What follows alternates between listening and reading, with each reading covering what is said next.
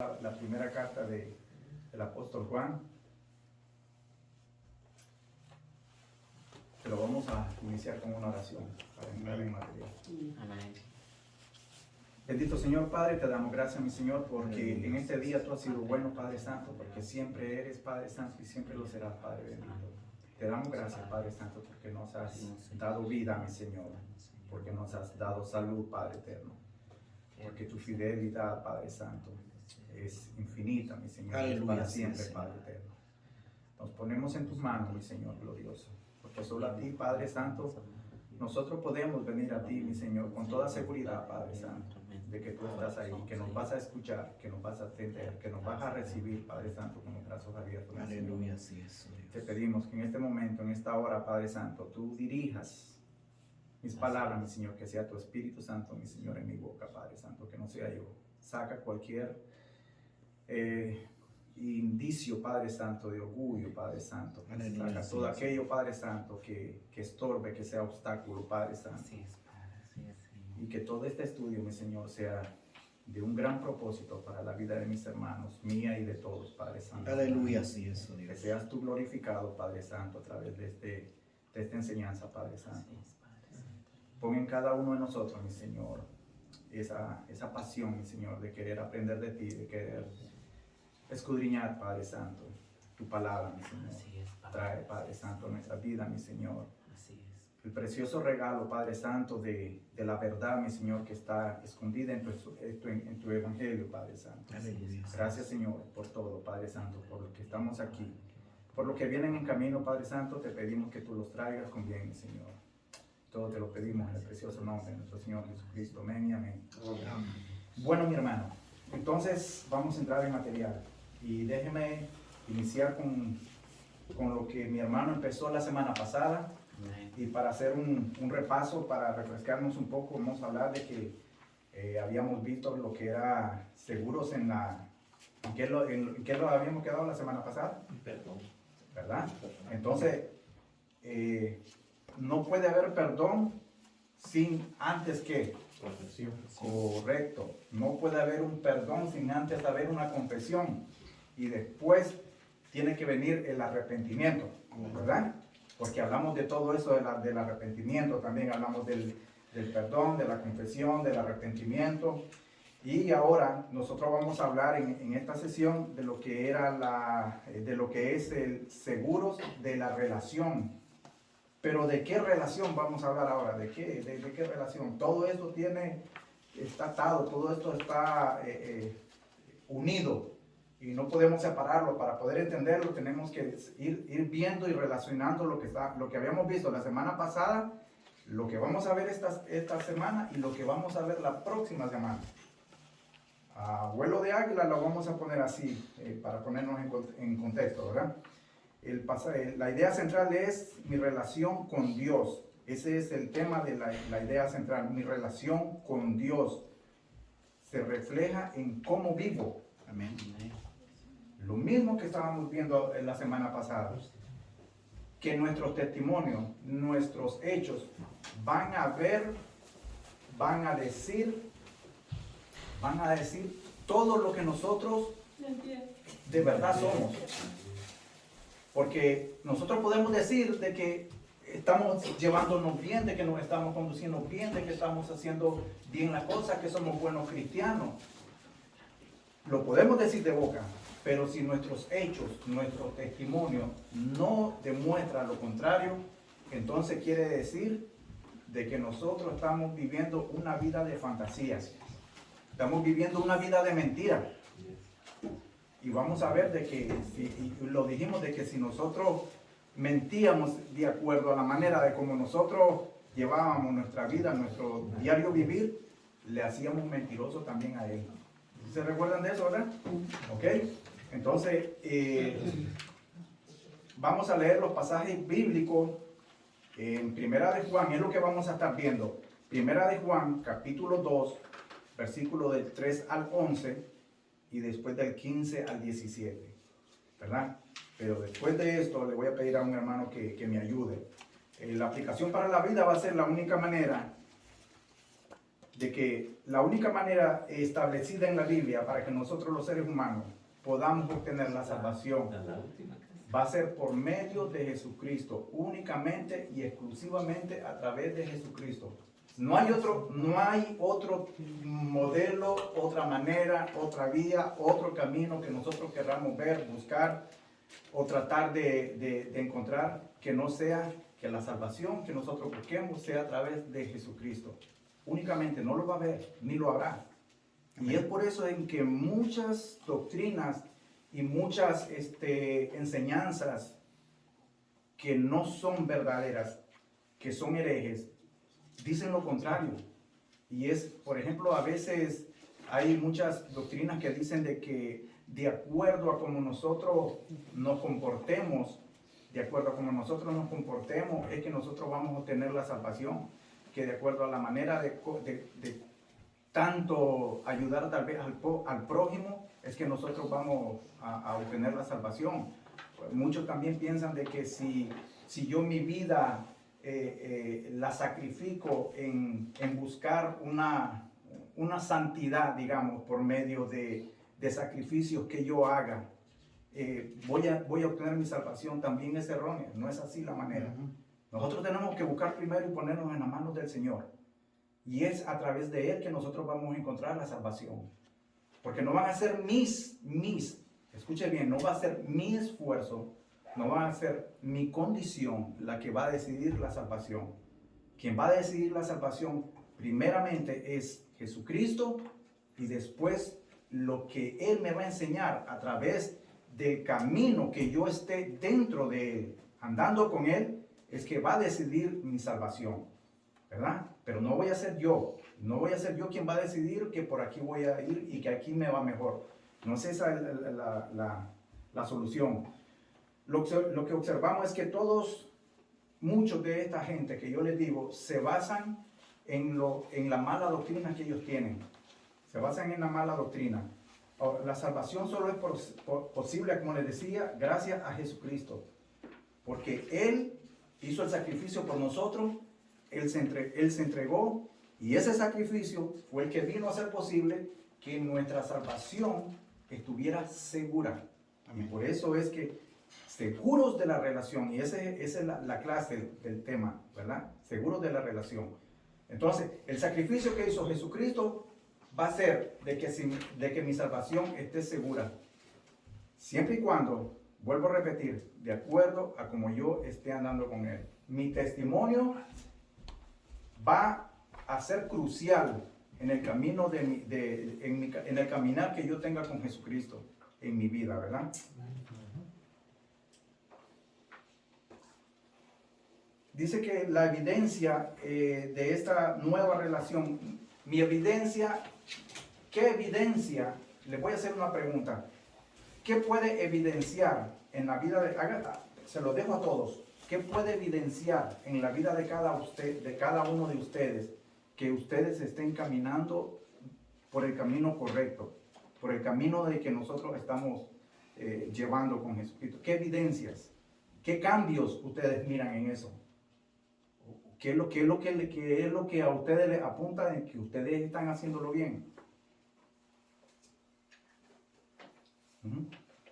Fácil, todos tenemos un testimonio de lo que éramos antes, Correcto. lo que hacíamos antes que pensaba que era bueno, y ahora cada vez que tratamos de hacer algo, nos preguntamos, ¿estará lo correcto? Porque ya existe ese sentir dentro del corazón de uno de decir, ¿será que lo estoy haciendo conforme a la voluntad de Dios? Esa pregunta no nos la hacíamos antes. Es una evidencia de que estamos caminando cuando antes era lo que yo quiero. Y es verdad, y eso es lo que eso es lo que estamos hablando, y de eso se trata, de lo que está diciendo el hermano Roberto, es de que la palabra, la verdad ahora nos está confrontando a lo que éramos antes y lo que hacíamos antes, ¿verdad? Y lo que nosotros en un momento nosotros podemos hacer. Entonces hay algo que nosotros tenemos dentro que nos dice, hey, espérate, eso está mal. Y entonces esa es una evidencia de que nosotros estamos caminando como debe ser, porque nosotros ya la verdad ya la tenemos, la encontramos, la luz ya vino. En la clase anterior nosotros vimos de que que Jesús era la luz y que cuando Jesús es luz, la oscuridad desaparece. Y entonces esa es la oscuridad todos estuvimos en un momento en oscuridad. Todos nosotros teníamos los ojos velados. Cuando nosotros encontramos la salvación, es porque nosotros encontramos la luz de Jesucristo. Amén. ¿Verdad? Y entonces eso es lo que ahora nosotros, la palabra nos confronta. Nos confronta a ver de que nosotros estamos caminando o conduciéndonos de una mala manera, ¿verdad? Y entonces, eso es lo que dice. Vamos a ver, por un momento, hermano, mire, esto es muy importante porque nosotros no tenemos que omitir esto. Vamos a ver un poco lo que es el contexto de lo que nosotros vamos a estudiar, porque si nosotros estudiamos todas estas clases, desde la primera hasta la última, y no vemos por qué es o de qué se trata, nosotros no vamos a poder entender. Mire, yo estaba viendo, leyendo, buscando, investigando y analizando todo, por qué el apóstol Juan escribió esta carta. Ok, el apóstol Juan escribió esta carta más o menos entre el año 80 y el año 100 estando él en vida. Entonces, él escribió entre el año 80 y 100, él escribió el cuarto evangelio, que es el cuarto evangelio que nosotros conocemos como Juan. Después del evangelio de Juan, él escribió la primera carta de Juan y después consecutivamente la segunda y la tercera, pero aún después, faltó mucho tiempo. Ahora, cuando se escribió el cuarto evangelio de Juan, antes de que se escribiera la primera carta de Juan, ya el evangelio anduvo circulando durante 10 años aproximadamente. Eso es lo que dicen los eruditos. El evangelio anduvo circulando por 10 años y ya la gente empezaba a interpretarlo y a enseñarlo. Y, ojo, esto, usted lo puede, yo no sé si ustedes lo tendrán ahí, pero aquí está. Entonces, de acuerdo a esa interpretación que mucha gente le dio, lo malinterpretaron el evangelio de Juan, lo malinterpretaron. Hicieron un mal uso de la doctrina, es decir, sacaron una mala doctrina. Y conforme a la mala doctrina, empezaron a darse una vida con una ética muy mala, muy desviada, su ética moral. Entonces, en ese contexto, es por eso que el apóstol Juan empieza a corregir ese montón de errores que estaba llevando en ese momento las iglesias. Porque si nos recordamos, el apóstol Juan fue el último de los apóstoles, que él quedó en vivo, ¿verdad? Que él fue testigo ocular. Él pudo palpar, él pudo caminar, él pudo comer, él pudo hacer muchas cosas. Y él fue el único testigo que quedó de los discípulos quien miró personalmente a nuestro Señor Jesucristo, ¿verdad? Ahora, entonces cuando el apóstol Juan hace esa confrontación, lo mismo que estábamos hablando hace un momento, cuando el apóstol Juan hace esa confrontación a este grupo de falsos maestros que habían dado una doctrina tan errada y tan equivocada que estaba perjudicando a las iglesias, el apóstol estaba en Éfeso. Entonces, ¿qué fue lo que pasó? De que muchos de estas personas eran gnósticos y venían de una doctrina gnóstica y doceta, eran docetistas. Dualistas, ¿no? Y dualistas también. Docetistas y dualistas. ¿Y qué significaba esto? Que ponía en tela de juicio la divinidad, la deidad de nuestro Señor Jesucristo. Y entonces es por eso que Juan completamente él dice, no señores, esto no es así. Y yo mismo soy testigo de lo que fue Jesús, de lo que era Jesús y de lo que hizo Jesús. Porque esta gente decía esta gente decía de que Jesús parecía ser humano, pero que no era humano. Si usted, mi hermano, si usted piensa que Jesús no fue humano, usted está en ese error. Porque Jesús era Dios y fue hombre. Y él tuvo que encarnarse para cumplir las escrituras. ¿Me entiende? Y entonces toda esta doctrina falsa y muy perjudicial era lo que estaba trayendo mucho desvío a la iglesia. Ese es el contexto. Eso es nada más para que entiendan por qué y para qué se escribió esta carta. El resto, hermano, yo le pido que usted diligentemente y con mucho amor, con mucho cariño, usted hágalo en su casa. Yo le pido que usted, si usted tiene una Biblia de estudio, investigue y métase. En una Biblia corriente nada más no lo va a hacer, no lo va a lograr, no lo va a encontrar. Tiene que tener más información, más documentación. Tiene que ser una Biblia de estudio, ¿verdad? Para que usted le pueda entender realmente lo que se está tratando de decir aquí, ¿ok? Eso era lo que le quería decir nada más, hermano, con respecto al contexto, ¿verdad? Ahora, esta carta del apóstol Juan es una carta de tipo pastoral, dirigida a un grupo de iglesias y como le había dicho, con una función era de ver los errores y el desvío que tenían estas falsas doctrinas que habían. Era una falsa doctrina, una mala doctrina y una falta de ética, ¿verdad? Ok, ahora sí le voy a pedir a algún hermano de que me lea, por favor, Primera de Juan, capítulo 2, del versículo 3 al 11. Por favor, alguien que me lo quiera leer, que tenga la amabilidad. Amén. Sí. Amén. Así dice la palabra de Dios.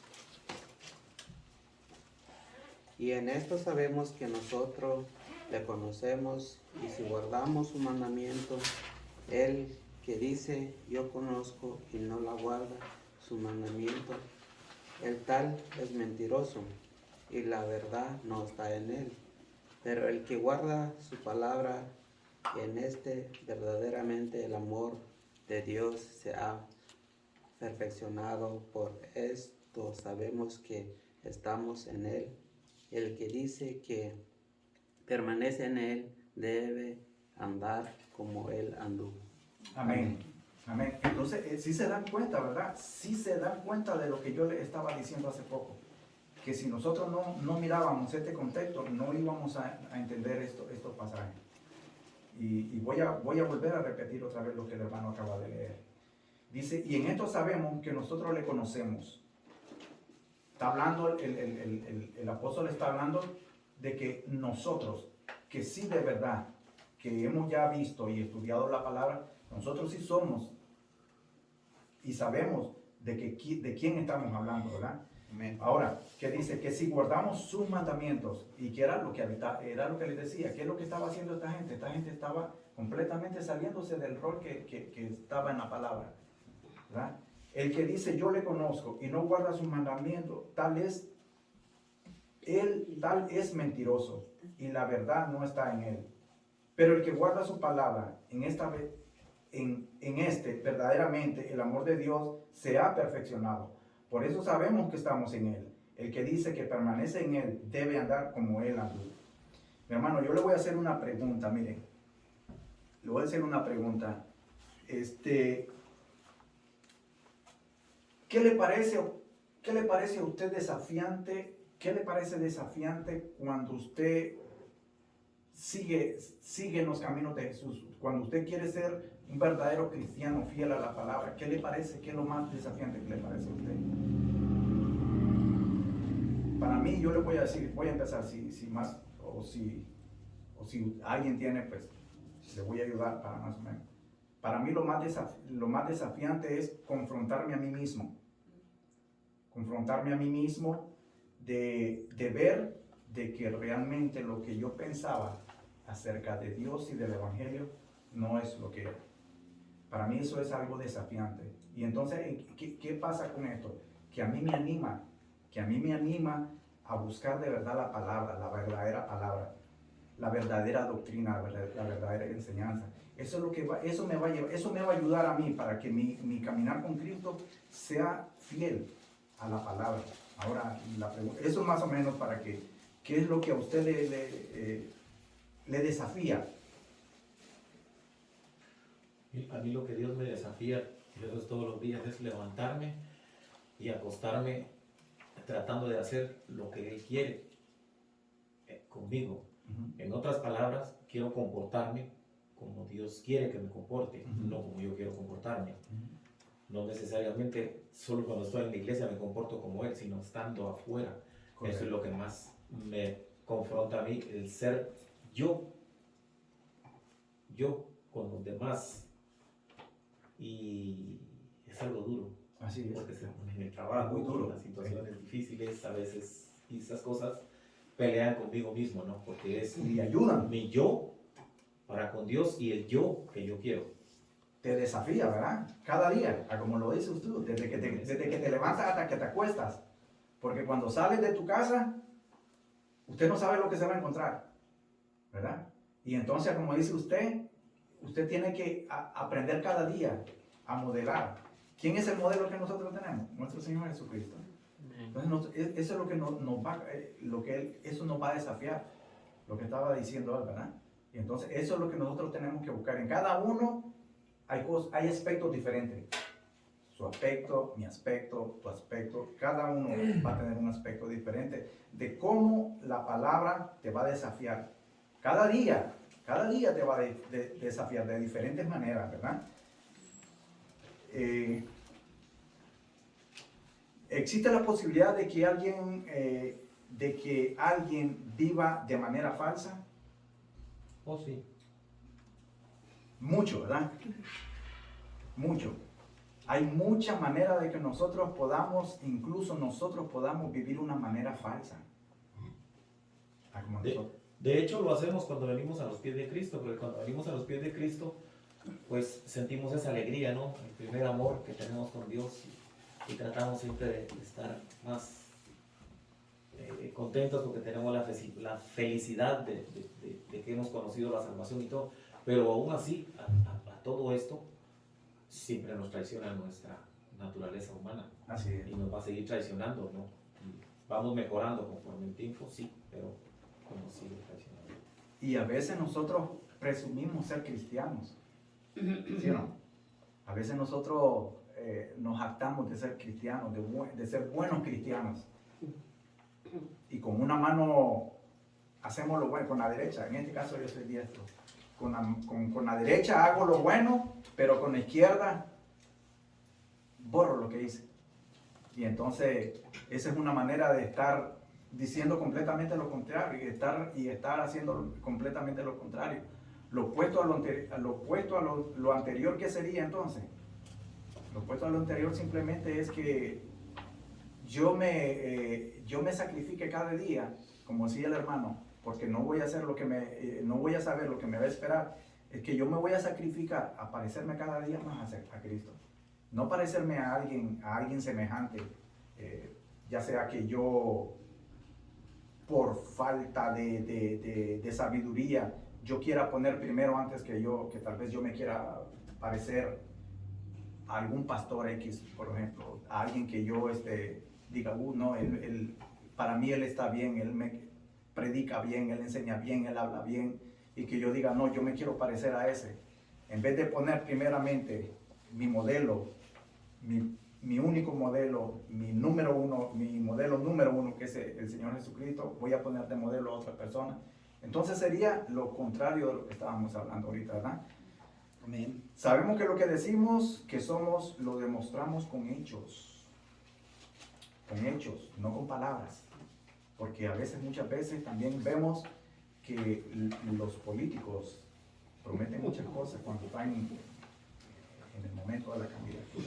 Yo voy a hacer tal cosa, y yo les prometo tal cosa, y yo les voy a dar tal cosa, y yo voy a traer tal cosa. Y al momento de que ya ellos ya están en la presidencia, ya están el señor fulano, el presidente fulano de tal, ni se acuerdan de las promesas que que hicieron, ¿verdad? En la candidatura. Y entonces no ese es el caso. Nosotros sabemos de que en este caso lo que nosotros decimos lo tenemos que demostrar con hechos. Y como decía el hermano hace un momento, va a ser mi testimonio. Que yo tenga y yo le dé a los que me conocen, a los que están al lado mío, con los que yo trabajo, no solo en la iglesia también, como decía el hermano, no solo aquí. Porque aquí es muy fácil yo venir bien bonito y hablar de la palabra, pero comportarme de otra manera afuera ya son cosas diferentes, ¿verdad? Ahora, el punto de comparación, el punto de comparación para nuestra conducta tiene que ser modelar a Jesús primero antes que todo.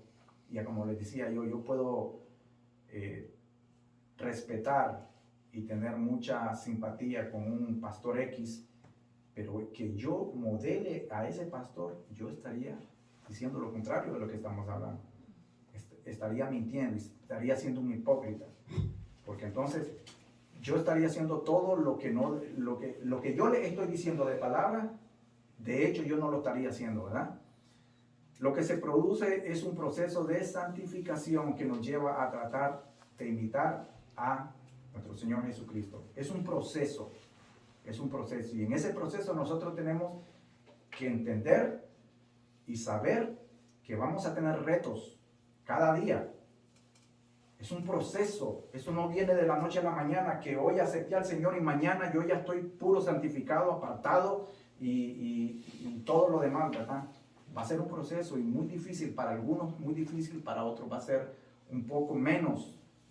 Los que yo pienso de que los que han crecido en un hogar cristiano, de padres cristianos, de familia cristiana, tienen un poco más de entendimiento. Pero cuando uno viene de un trasfondo de que en su familia no ha habido un cuidado cristiano con los hijos, en este caso con los hijos, es muy difícil.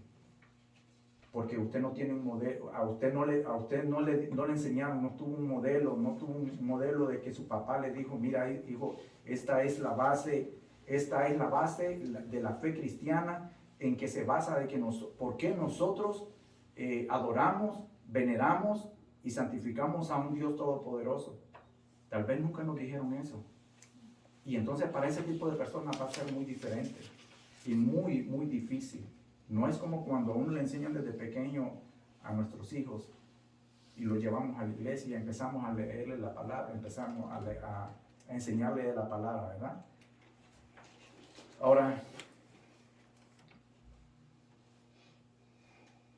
¿cómo describiríamos la ceguera espiritual? Esta es una pregunta, otra pregunta. ¿Cómo describiríamos una ceguera espiritual, hermano? Hay muchos de esta.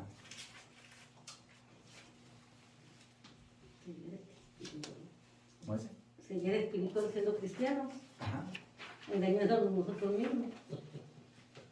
Nosotros mismos nos engañamos, que sabemos, entendemos, conocemos la palabra, pero nosotros no pensamos que estamos haciendo lo correcto cuando en el fondo sabemos que no deberíamos de actuar de cierta manera. Estamos practicando un pecado sabiendo de que lo estamos haciendo, pero buscamos excusa de que Dios no es tan malo, de que nos va a perdonar, entonces nos engañamos a nosotros mismos. Claro que sí, y esa es parte de lo que es la ceguera espiritual, ¿verdad?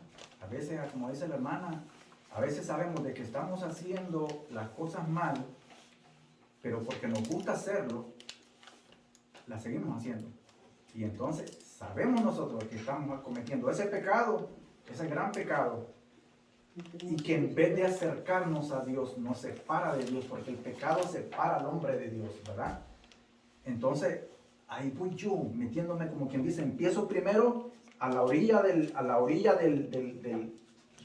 las aguas, pero me sentí bien, hice bien y voy dando los primeros pasos y me voy metiendo cada vez más y me voy metiendo hasta que me hundo.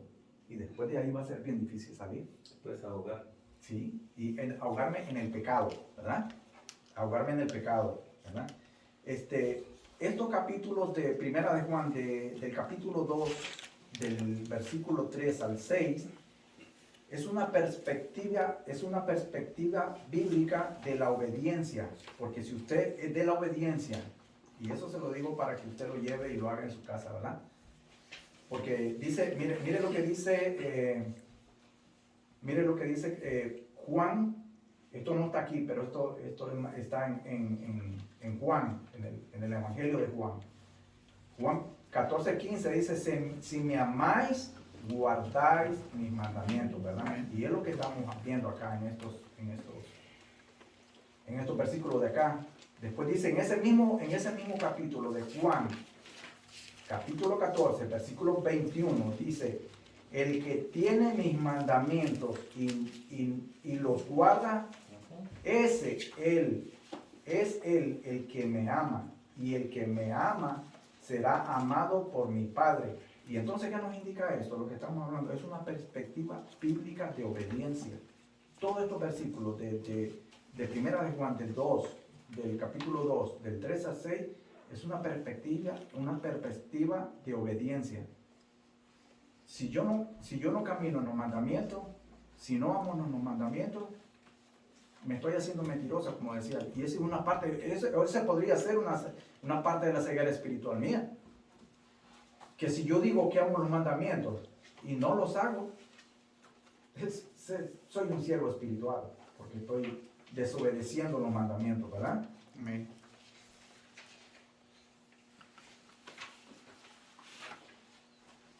Ahora, ¿quién podría leer Primera de Juan, capítulo 2, del versículo 7 al 11? Hermanos, si hay alguna pregunta con respecto a ahí donde estamos. Desde el punto de vista social nos pasa. Hagamos a un lado el punto de vista espiritual, que es lo que estamos estudiando, pero desde el punto de vista social justamente nos pasa. Lo comentábamos ayer con el pastor, nos tuvimos un comentario ahí, y es que nuestros padres nos dicen, haz esto, haz esto, haz esto, haz esto, para que te vaya bien, no tengas problemas en la vida. Así es. Y uno no. Lo más fácil que ve. Viejo canoso este cree que todo lo sabe, esto y el otro, y tal, le daba uno. Y por supuesto las consecuencias vienen después, ¿no? Y esto es lo mismo, lo que nos está explicando la vida espiritual. Si nosotros no hacemos lo que tenemos más, va a haber consecuencias, ¿no? Y Dios nos da la fortuna, esa parte tan bella, ¿no? Que nos explica a nosotros que si andamos en Él, vamos a estar mejor. Claro. ¿Verdad? ¿Quién lee Primera de Juan, capítulo 2, del 7 al 11? ¿Alguien, hermano? Amén. Hermanos, no os escribo mandamiento nuevo, sino el mandamiento antiguo, que habéis tenido desde el principio. Este mandamiento antiguo es la palabra que habéis oído desde el principio. Sin embargo, os escribo un mandamiento nuevo que es verdadero en él y en vosotros, porque las tinieblas van pasando y la luz verdadera ya alumbra. El que dice que está en la luz y aborrece a su hermano está todavía en tinieblas, y el que ama a su hermano permanece en la luz, y en él no hay tropiezo, pero el que aborrece a su hermano está en tinieblas y anda en tinieblas y no sabe a dónde va, porque las tinieblas le han cegado los ojos. Amén. Amén, ¿verdad? Y ahora sí va viendo a medida de cómo vamos profundizando, cómo le vamos viendo, cómo vamos viendo la luz allá en el túnel, al final del túnel, ¿verdad?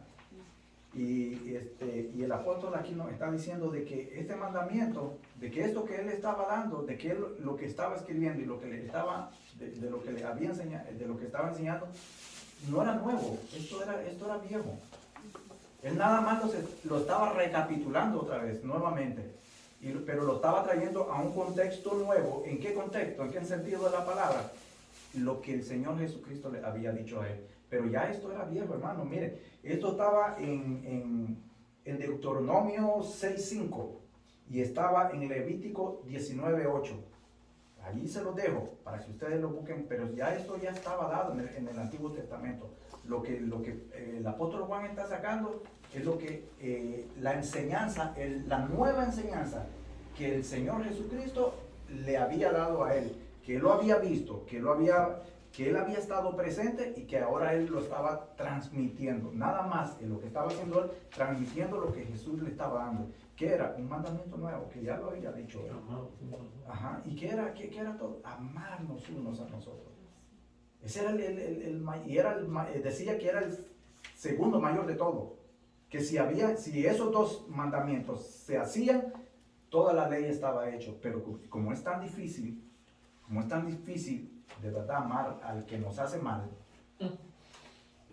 dígamelo, si no, siempre luchamos con eso. Nos hacen algo y ya a veces dejamos el cristianito ahí al lado y nos ponemos, y démosle, a ver quién aguanta más. Y ahí entonces, por eso ese es el contexto de que nos dice, ¿verdad? Ahora, mire, en este capítulo, en estos versículos del 7 al 11, es una perspectiva bíblica del amor. Porque desde que usted empieza a leer el versículo 7 hasta el 11, habla de que, hermano, no se escribe un mandamiento nuevo, sino el mandamiento antiguo, el que el hermano estaba diciendo, de que nos amemos uno a los otros, ¿verdad? Después dice, sin embargo, escribo el mandamiento nuevo, que es verdadero en él y en vosotros, porque las tinieblas van pasando. ¿Y cuál era la tiniebla? De que nosotros a veces, en esto que estaba hablando Juan, era de que nosotros, nuestra ceguera espiritual, volviendo a hablar de lo que estamos, nuestra ceguera espiritual a veces nos hace de que nosotros nos desenfoquemos de nuestra línea. Nuestra ceguera espiritual hace de que nosotros nos desenfoquemos de la cruz de Cristo.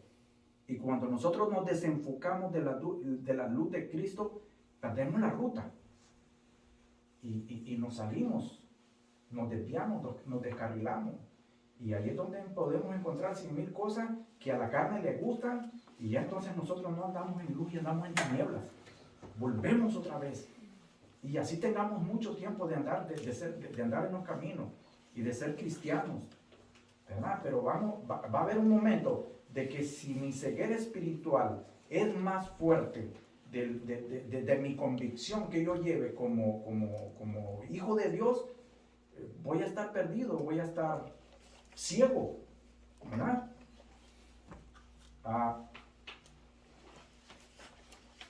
¿Cuáles son las cosas del mundo en que nosotros sentimos que nos sentimos tentados a hacer? Hermano, hay una lista interminable, ¿verdad? Si nosotros empezamos a sacar de todas esas cosas que a nosotros nos gustan, ¿verdad? Entonces ahí cada quien, yo sé que tiene una lista como kilométrica. Estamos calculadora. Ya decimos, yo creo que le damos la vuelta al globo y todavía no terminamos. Pero los deseos de la carne, ¿qué son los deseos de la carne? Es todo aquello que nos gusta hacer, que nos separa de Dios. Y ahí usted le pone nombre: egoísmo, mentira, desobediencia, adulterio, pornografía, idolatría, de todo. Esas cosas es lo que a nuestra carne le gusta, y que nosotros en ocasiones, muchas veces, y déjenme decirlo, lo que nos pasa, de que nos deleitamos en hacerlo, nos gozamos en hacerlo. A veces es más, nosotros buscamos hacerlo. No es que vengan a nosotros, a veces nosotros vamos a buscarlo, porque nos gusta tanto. Y a veces nosotros, de verdad, yo le voy a decir una cosa, yo a veces me he sentido tentado, y lo confieso, y esto es algo, llámele usted como sea, un testimonio, como sea, pero yo le decir, a veces yo me siento tentado, hermano. Yo tuve mucho problema de muchas adicciones, y de vez en cuando se me vienen pensamientos feos a mi cabeza, a mi mente, de querer hacer eso nuevamente, de querer probarlo nuevamente. Y se lo digo, a veces batallo y lucho contra mi carne. Es contra mi carne que yo mismo lucho. Esa es la batalla que cada cristiano uno tiene. Pero ¿qué pasa si cuando nosotros tenemos esa debilidad y esa tentación, sucumbimos y caemos en ella? Hermano, caemos. Y nos vamos, créalo que vamos a fallar. Si lo hacemos, si nos dejamos que en esta debilidad nosotros nos vayamos, hermano, todo el tiempo que hemos estado caminando derechamente, lo vamos a perder. Se lo digo sinceramente, lo perdemos. Y ahí es donde nosotros entonces ahí es donde nosotros le podemos, le tenemos que pedir la fortaleza al Espíritu Santo, que es lo único que nosotros podemos ver. Estamos hablando de la seguridad. La lección se trata de la seguridad. Si yo tengo esa seguridad de que lo que habíamos visto en la semana pasada, de que el perdón, el arrepentimiento, la confesión y todo esto venía a ser parte de mi salvación, yo tengo que estar seguro de que el Espíritu Santo es el que va a estar en mí para darme fuerza en cualquier debilidad que yo tenga, ¿verdad? Ahora, mire, los deseos de los ojos. ¿Cuántos de nosotros pecamos por lo que nosotros vemos? Y no es solo por los sentidos de los ojos que nosotros pecamos, pero lo que más nos impresiona a nosotros es lo que nosotros vemos. Porque ¿qué fue lo que hizo pecar a Eva? En vez de que el fruto era deseable y lo miró, yo no sé si estaba bien rojito, bien madurito, bien de la manera como lo haya visto, pero la lectura de la Biblia dice de que fue atractivo a los ojos. Hermano, cuando usted va a un supermercado, a usted las cosas se las ponen en un estante, pero bien ordenaditas. Y los paquetes que uno va a comprar siempre a la tienda son bien coloridos. Usted no va a ver una bolsa transparente de cosas así, porque hasta feo, ¿sabe? Desagradable. Uno dice, uy, no, ni gusto tienen en hacer esto. Uno busca lo más colorido, lo más bonito, porque por allí es donde le entra a uno el deseo de comprar. Entonces lo mismo pasa con el pecado. El pecado nos entra por los ojos y después lo vamos digiriendo por dentro nosotros, y ahí es donde volvemos a caer otra vez, ¿verdad? Amén. Dice Salomón en Eclesiastés 1:8, dice: nunca se sacia el ojo de ver. Mire usted, nunca se sacia el ojo y nunca nos saciamos, hermano. Y podemos ver 100,000 cochinadas y queremos ver más. Y eso es y nos vamos a sentir a gusto de ver todo esto y hacer todo esto. Ni el oído de oír, porque como le decía, no solo por los ojos se peca también por el oír. Porque si yo me pongo a oír cosas que no son, también ahí lo estoy haciendo. Y ni por el oír, dice. Ahora, el problema no es mirar, ni el problema tampoco es oírlo o tocarlo. Hermano, el problema es que te interese en hacerlo, que te desocupe tiempo, que tú le inviertas tiempo a eso para que tú realmente busques cómo traerlo a tu vida, y entonces ahí es donde tú vas a caer.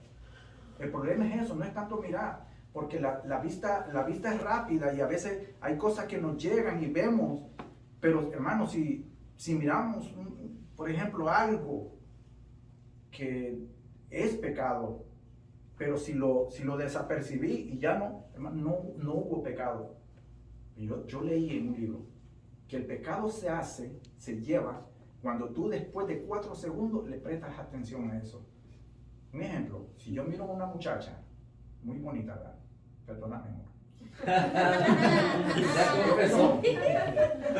Si yo miro una muchacha, jovencita, bien bonita, mal vestida, no digamos bien vestida, es mal vestida, Pobrecita en ropa. pobrecita en ropa, ¿verdad? Entonces, No le alcanzó. no le alcanzó para comprar mucho y no vestirse. Eso bueno. No le alcanzó. Pero entonces, si esa muchacha pasó por mi lado o se vino de frente, pasó y nos encontramos, ya pasó. Pero ¿qué pasa si yo me la encuentro o la miro y entonces yo ya vengo así y antes me di la vuelta y entonces y ya Cuello se torció. porque esto lo hicimos en algún momento. Bueno, lo hicimos. Ahora no, lógicamente no. Pero lo hicimos en algún y ya entonces uno piensa por dentro a martillar. Usted ya sabe, no voy a ser explícito. De eso es lo que está tratando. Esto es lo que nos está diciendo Salomón, ¿verdad? De que si la vista es que nosotros nos quita tiempo en darle paso a ese pecado, se hace pecado. Pero sí que ir a las playas solitarias, hermano. Ajá, ¿verdad? A ver solo las palmeras ahí, las rocas y Sí, porque lo que ya hoy por hoy es terrible ir a una playa. ¿ya? sí, mi hermano, es verdad. Es Me verdad. acordé de una hermana que decía, Ahora. perdón hermano, ella decía, no es que Dios ha hecho la belleza, hay que admirarla o no, dice. ¿Ven? Entonces a veces uno mira, porque así como ustedes miran, ¿no? Así es. Hay hombres muy bonitos y ella decía, Oh, sí. pero es que Dios hace esas maravillas, hay que admirarlas. Ella está hablando de mí, hermano. Sí, no, y entonces, hermano, eso es una realidad que nosotros tenemos que aceptarla. Ahora, por ejemplo, ¿qué pasa con el oído? A veces nosotros escuchamos cosas que no debería de ser. Pero en vez de apartarnos y no escucharnos, nos acercamos cada vez más y le paramos la orilla hasta nos ponemos así de ladito y nos ponemos y nos recostamos ahí. Mire. Y son cosas que no deberían de, tal vez son cosas obscenas, son cosas que no deberían. Y entonces ahí va, ¿verdad? Entonces, estas cosas que sentimos son pecados y nos apartan de la comunión que nosotros tenemos con Dios. La vanagloria. Vaya, y esto es algo muy sutil, que a veces nosotros no nos damos cuenta. No nos damos cuenta, pero es un pecado pero mortífero, por decir así, para un cristiano. La vanagloria. La vanagloria es cuando nosotros sentimos que lo que nosotros hacemos y somos está por encima de los demás. Porque tal vez yo quiero verme mejor que el hermano Pedro, o que el hermano Roberto, que la hermana. Que tal vez lo que yo sé es más de lo que el pastor sabe. ¿Verdad? Entonces yo por dentro, yo me lleno de vanagloria, de orgullo, de egocentrismo, de vanidad. ¿Verdad? Y entonces eso me va apartando a mí, eso me va alejando también. Y es otra forma de cómo yo caigo en el pecado. La vanagloria, mi orgullo, ¿verdad? Sí, hermano. Muchas veces lo hacemos en nuestro propio trabajo. Claro que Vemos sí. a los jefes, que son jefes, ellos son los jefes, y nosotros pensamos, como el empleado, que yo no sé por qué lo pusieron, y comentarios como eso. Así Y alguna es. vez lo hemos dicho. Yo lo hago mejor, dice. Yo lo dije. Yo hago las cosas mejor que el jefe, yo no sé por qué él toma esas decisiones. Uno las ha dicho, yo las he dicho. Así es. Y uno dice, "Buah". Entonces uno se está poniendo encima del jefe. Así es. ¿Verdad? Estamos escuchando, por ejemplo, a alguien en nuestra propia iglesia. Leímos apenas 3 capítulos de Génesis y ya nosotros ya estamos empoderados, benditos. estamos benditos, estamos espirituales. Y cuando alguien menciona el primer versículo de Génesis, lo dijo mal. Entonces, esa es la vanagloria. Esa es. Así es. Sí, hermano. Aquí tenemos algo, Sí, hermano. dice la vanagloria de la vida. Cuando la vanidad, el orgullo, la fama, etcétera, se posesionan Así de es. la vida, hacen que uno se sienta importante. Así es. Y dice, importante y vida, no, y sin necesidad de Dios. Ese es el problema. Ahí Porque está. hay quien que dice, yo no fumo, yo no tomo, yo no ando mujeriando, yo no ando en baile, pero dice, no necesito de Dios, Amén. porque soy bueno. Amén, hermano. Hermano, y ese punto que usted acaba de Muy tocar, bueno, muy bueno. ese punto que usted acaba de tocar, es cuando una persona se ha llenado de vanagloria. De orgullo. Cuando usted saca a Dios Y de su dice, ser. esto es lo que Juan llama la vanagloria de la vida. Una vida así se encuentra, dice, en peligro con respecto a su relación con Dios. Amén. Y eso es precisamente lo que estábamos hablando, ¿verdad? De que qué terrible. Y ese es un cáncer. Ese es un cáncer que yo creo que está en todos nosotros. Aquí no hay excepción, hermano. Aquí a veces nosotros literalmente tomamos y decimos de que, ok, vaya, yo no tengo cáncer, esto, pero estamos hablando. Pero este cáncer espiritual, porque es un cáncer espiritual, lo tenemos todo lo llevamos.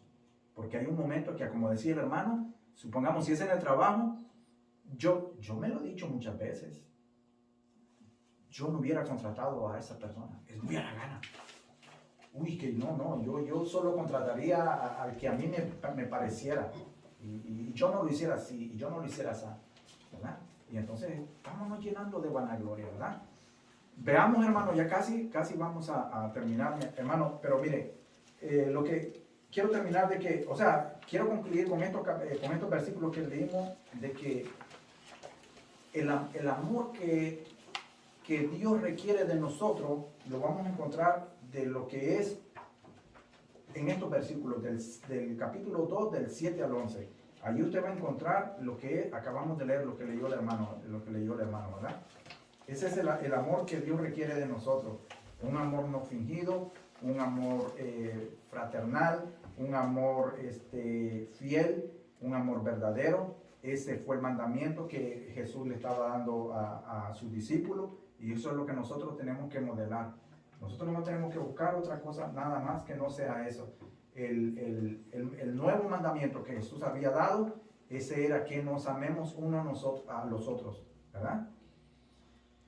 Miren, mi hermano,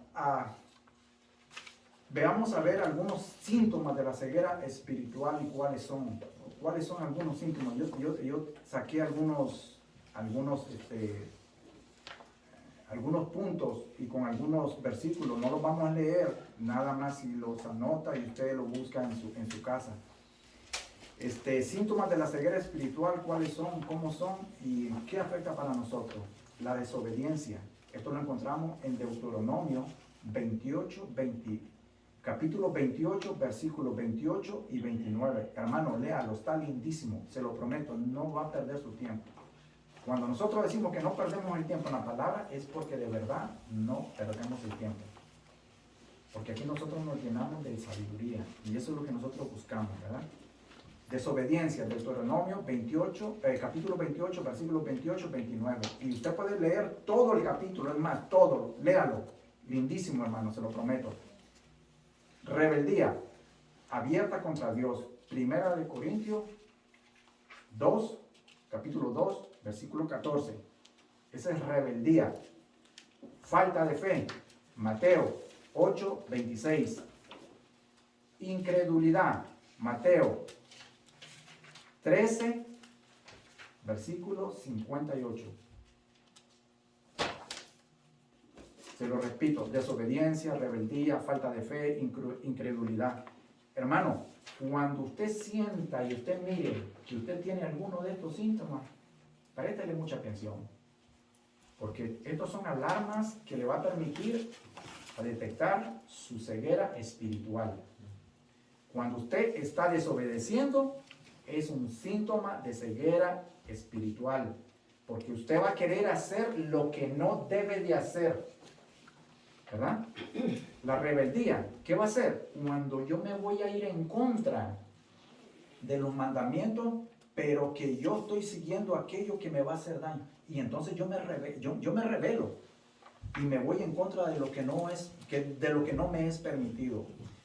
La falta de fe Es lo que nosotros, la falta de fe a nosotros nos apaga la vida espiritual.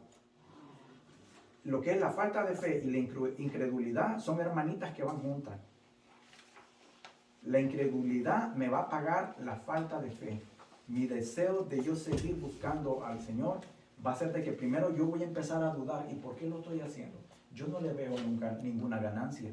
¿Por qué yo estoy haciendo esto? ¿Por qué no debería ser otra persona y yo no? ¿Verdad? Y entonces ahora el fanatismo, cuando nosotros, ese es otro síntoma de ceguera.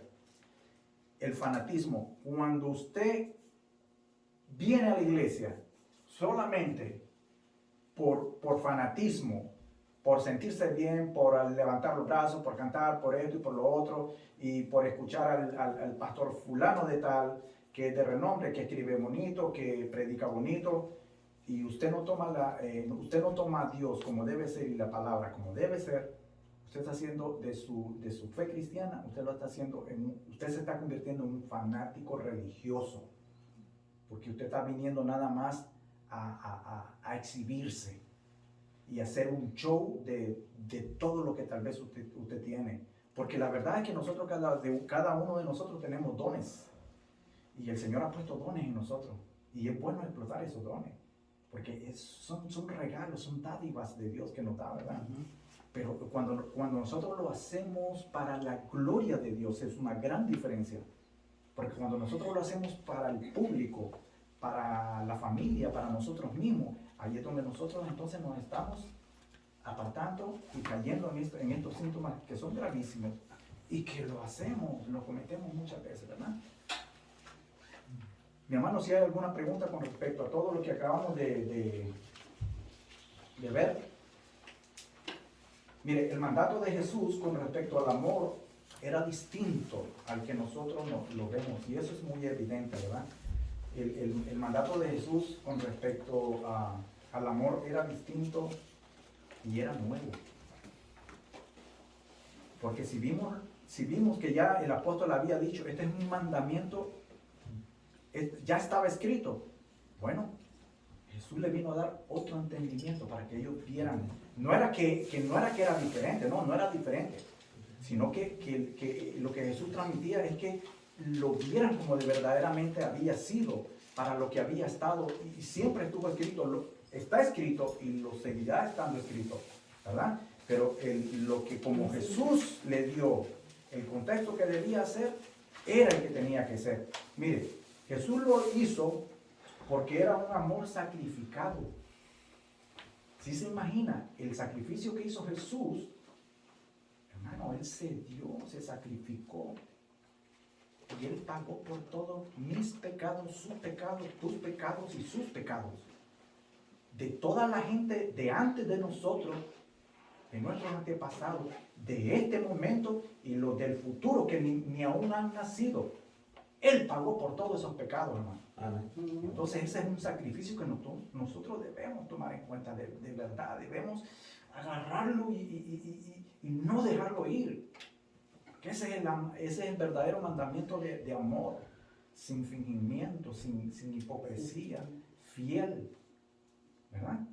Entonces, un sacrificado como Él lo había hecho por todo. Este amor es producido a través del nuevo pacto mediante el poder transformador del Espíritu Santo. Cuando nosotros venimos a los pies del Señor, hermanos, nosotros venimos inundados de maldad, de inmundicias, de muchísimas adicciones, porquerías, cochinadas, a como usted le quiera llamar. Pero cuando venimos nosotros nos revestimos del Espíritu Santo, ¿verdad? Y ahí es donde ahí es donde el poder de Él no es nuestro esfuerzo, no es nuestro propio trabajo que va a ser de que esta obra se produzca, sino que va a ser el poder del Espíritu Santo en nuestra vida. Él nos va a dar vida, hermano. Amén. Y gloria a Dios por eso, que tenemos el Espíritu Santo en nuestra vida y que Él nos va a dar siempre, siempre, hermano. Con esto termino. Él nos va a dar siempre, hermano, alertas de cuando nosotros estemos cayendo mal, de que cuando nuestra ceguera espiritual esté haciendo o quiera entrar en nosotros, nosotros detectemos ese mal. Hermano, si hay algún comentario, sí, hermano. No me quiere irme diciendo esto, hermano. Sí, hermano. Algo muy importante que vemos, ¿verdad? En los primeros versículos que vimos, primero nos relató qué es lo que el mensaje, pero mi mente me regresó a un mensaje que hice hace años atrás. Hice yo la pregunta, ¿cómo él anduvo? Porque hay un verbo muy importante en nuestra vida cuando él dice en el verso 6 que el que dice que permanece en él debe. Es un mandato. Así Sí, es imperativo. Sí, totalmente. No es negociable. Si tú eres hijo de Dios, entonces tú tienes que andar como él anduvo. Y un mensaje años atrás lo pregunté yo, ¿cómo él anduvo? Y la respuesta es muy simple, lo encontramos en los siguientes pasajes. Y nos dice, Él nos amó sin condición, sin poner una condición. Entonces yo no voy a poner una condición a mis hermanos como amado. Pero también Él, porque nos amó, nos dice nuestras verdades en la cara. Así es. Y yo, si yo amo a mi hermano y yo sé que está en pecado, ¿qué es lo que tengo que hacer? Lo voy a decir sus verdades en su cara. Se va a molestar, se va a enojar, se va a poner como niño chiquito, todo eso, pero es parte del amor que yo tengo. Y también porque estamos en la luz, porque Él es luz. Él no amesa al mundo, como Él anduvo. Por eso Él cuando estaba frente de Pilato dice, es que mi reino, no de este mundo. Él nunca amó este mundo, hermano. Entonces, así es. Por eso Él dice, tenemos que andar como Él anduvo. Por eso le digo, no quiero irme con eso, porque años atrás me regresó mi mente. Él nunca amó este mundo. ¿Sí? Y Él, hermano, y Él nunca deseó. Nunca tuvo un deseo, hermano. Tanto de su carne. El deseo de Él es estar en comunión con su Padre. Por eso deja a sus discípulos que les dejo aquí y yo me voy. ¿A dónde? A orar, a comunicar, a tener comunión con su Padre. Por eso llegó el momento que sus discípulos dicen, enséñanos a orar también nosotros, porque, wow, todo lo que tú nos das y ahí es donde dio el Padre nuestro. Y otro, de que Él nunca tuvo deseo de los ojos. Jesús, hermano, nació no teniendo nada, en un pesebre.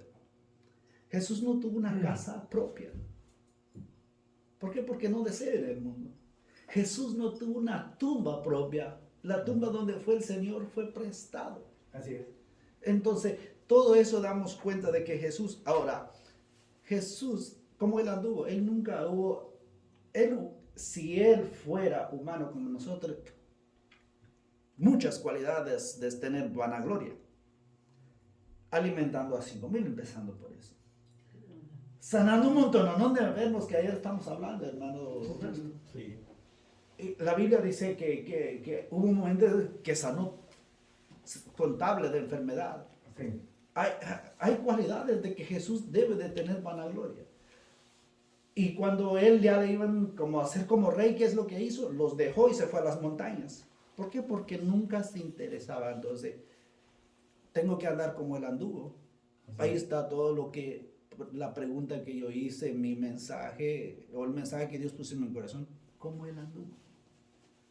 Ahora la aplicación para hoy, todo lo que usted nos bombardeó con esto, hermano, es muy simple.